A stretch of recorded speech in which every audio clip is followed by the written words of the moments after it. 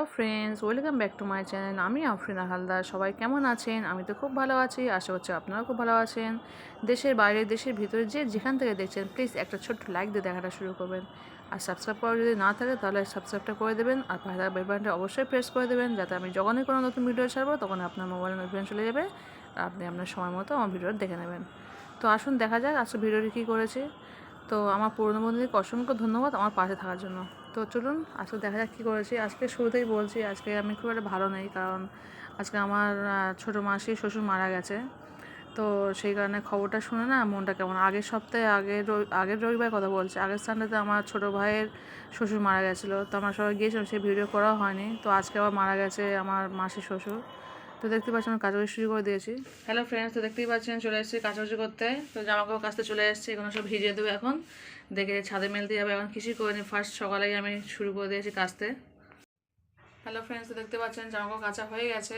তো ছেলে খাইয়ে দিয়েছি, দিয়ে ছাদে যাচ্ছি। তো চলুন ছাদ থেকে ঘুরে আসি, এসে রান্না শুরু করবো।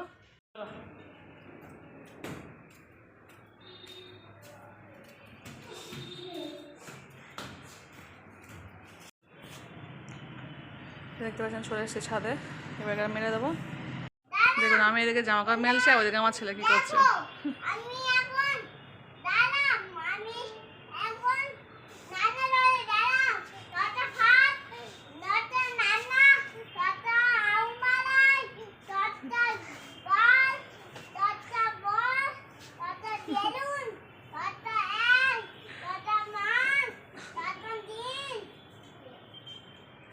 চলে এসো, নেমে এসো বাবা, নেমে এসো, আস্তে আস্তে এসো, সাবধানে। বন্ধুরা আমার ছেলে কোথায় উঠেছে, বাবু চলে এসো, আস্তে আস্তে নামবে, ধরে ধরে নামবে। আমাদের উপরে ট্যাঙ্ক থাকে, জলের ট্যাঙ্ক, তো আমার ছেলে ওখানে উঠে বসে আছে। নামো, আস্তে নামো। নামবে না? হ্যাঁ, ওর বাবার স্ট্যান্ডটা নিয়ে চলে এসছে। চলে এসো চলে এসো, এসো চলে এসো। না কেন?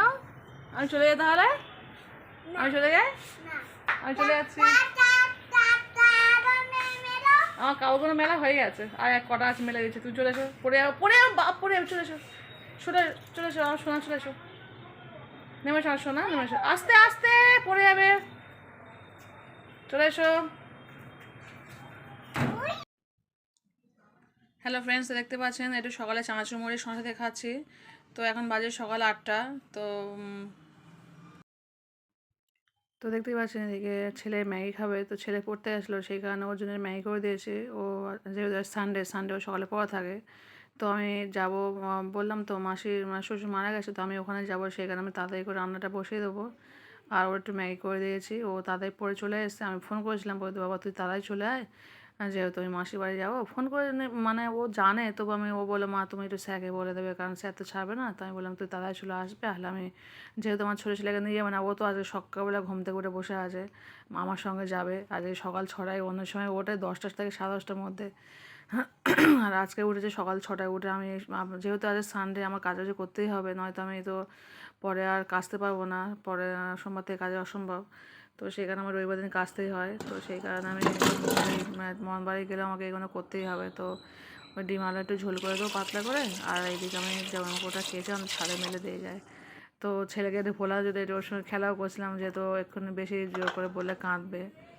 আর ওর বাবাও যাবে না, ওর বাবা অফিস যাবে, ওর বাবাও আমার সঙ্গে বেরিয়ে যাবে। তো আমি ওদিকে যাবো মাসির বাড়ি, ওর বাবা অফিস চলে যাবে। আর ওর বাবা বলে দিয়েছে তাড়াতাড়ি চলে আসতে, মানে তাড়াতাড়ি বলতে 3টে 4টে, আমার তো আসতে প্রায় 5টা 6টা বেজে যাবে। আর ওর বাবা আসবে একটু হয়তো 4টে 5টার মধ্যে, না 3টে 4টের মধ্যে হয়তো চলে আসবে, যেহেতু আর সানডে, তো সানডে তাড়াতাড়ি চলে আসে।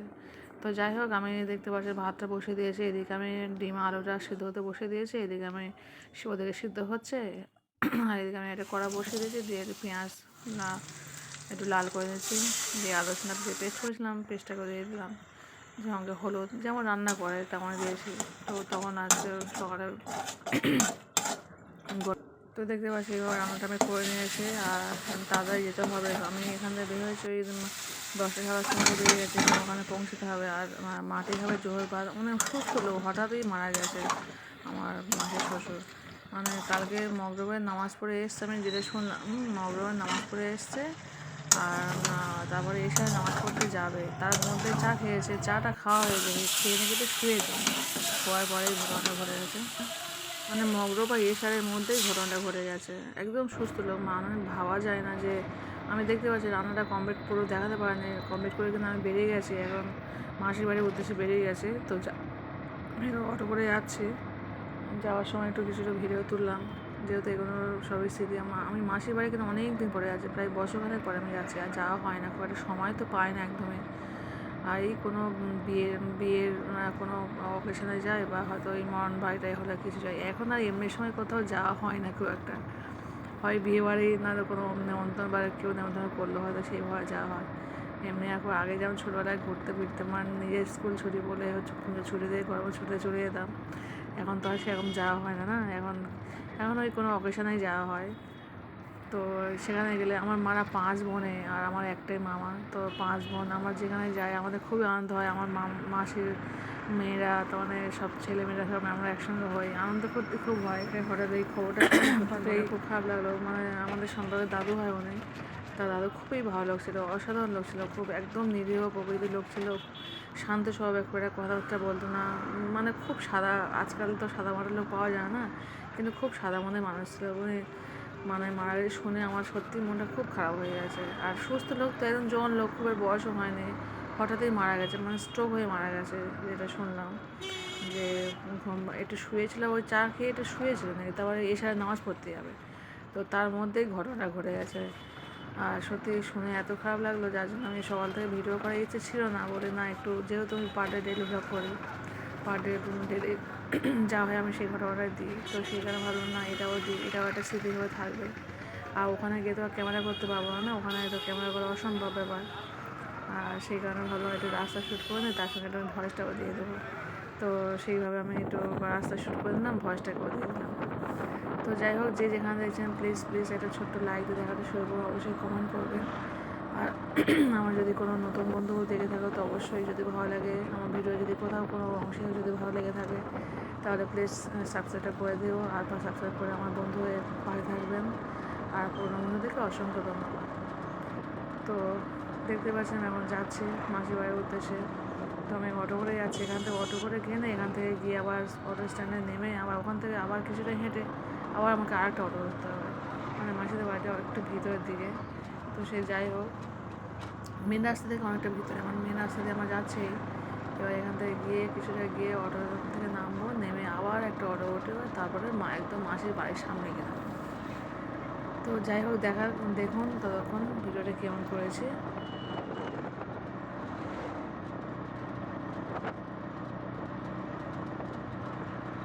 হয়েছে সানডেতে, কিন্তু আর আগের সানডে না আমি সেই ভিডিওটা করিনি। আগের সানডেতে মানে এরকম স্যাটারডেতেই আমার ছোটো ভাই শ্বশুর মারা গেছে, আর সানডেতে আমরা গিয়ে মাটি, এরকম জোহরবাদ মাটি হয়েছে। তো এই দাদুরও হবে জোহরবাদ মাটি হবে, যার জন্য আমি সকালে যাচ্ছি। তো ওই দিন ওটাও ওরকম ছিল যে হঠাৎই মারা গেছে, একদম জন লোক, আমার ছোটো ভাই শ্বশুর একদম জন লোক, হঠাৎই মারা গেছে। তো আমি দেখতে পাচ্ছি চলে এসেছে, আমি অটো থেকে নেমে গেছে, নেমে ব্রিজের পাশ দিয়ে আমার যাচ্ছে, আমি এবার অটোতে করে উঠবো, অটো করে উঠে একদম মাসির বাড়ির সামনে নেমে যাবো। তো এই হেঁটে যাচ্ছি, সেখানে একটু অল্প করে শ্যুট করে নিলাম। তো দেখতে পাচ্ছেন আমি এখন হেঁটে যাচ্ছি, এটা কিন্তু আমি নয় এটা আমি নয়, এটা অন্যজন রাস্তা দিয়ে যাচ্ছে, তো সামনে পড়ে গেছে। দেখতে পাচ্ছেন আমি বাড়ি চলে এসেছি, আমি কিন্তু ওখানে গিয়ে আর কোনো ভিডিও, মানে ক্যামেরা খুলেই নি, ক্যামেরা আমি ব্যাগ থেকে বেরিয়ে করিনি। তো আমি বাড়িতে চলে এসেছি, আমি এসে দেখছি বাড়িতে হাজব্যান্ড চলে এসেছে। তো আমি একটু বললাম একটু খুব মাথা যন্ত্রণা দিয়ে চা করে একটু, তো হাজব্যান্ডে চা করে দিয়েছে, ও নিজে একটু চা খেয়েছে, আমাকে একটু চা করে দিল, আর এই মুড়ি দিয়ে কাঁচা মুড়ি একটু খেয়েছে, আর একটু চাও খেয়ে নিলাম, গরম গরম চা।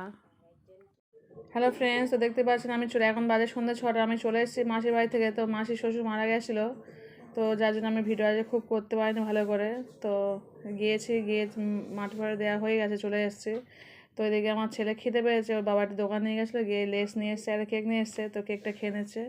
আজকে আমার খুব শরীরটাও খারাপ, ওখানে গিয়েছি তো সব মাসিরা সব গিয়েছিলো, সব কান্নাকানি হয়েছে, প্রচুর কষ্ট হচ্ছে প্রচুর। তো এসে আমি শুয়ে পড়েছি, ওর বাবা একটু দোকান নিয়ে গেছিলো, গিয়ে কেক নিয়ে এসছে। বাবু তুমি খাবে তো এটা, নাও কাটো। বাবু এখন কেক খাবে, চিপস খাবে, ওর দাদার জন্য নিয়ে এসছে, ওর দাদার দাদা ওখানে খাচ্ছে, ও ওখানে খাচ্ছে। হ্যাঁ বাবা, তো আজকের ব্লগটা এই পর্যন্ত, যে যেখানে দেখছেন প্লিজ একটা ছোট্ট লাইক দিয়ে দেখাটা শুরু করবেন। আর যে যেখানে দেখছেন অবশ্যই কমেন্ট করবেন, ভালো লাগলে অবশ্যই শেয়ার করতে পারেন। তো আজকে পর্যন্ত, আজকের মন খুব খারাপ, ভালো লাগছে না একদম কিচ্ছু। তো টাটা বাই।